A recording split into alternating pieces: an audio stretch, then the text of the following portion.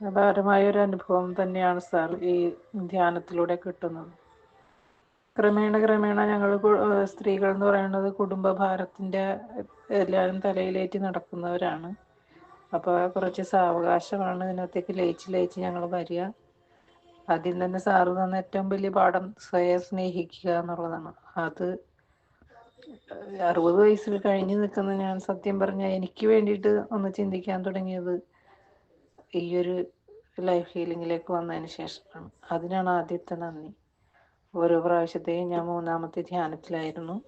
നന്നായിരുന്നു എന്നല്ല, ഒരു അനുഭൂതി തന്നെയാണത്. വളരെയധികം നമ്മളിലേക്ക് ഇറങ്ങിച്ചെല്ലാൻ കഴിയുന്നതാണ് ധ്യാനം എന്ന് പറയുന്നത്.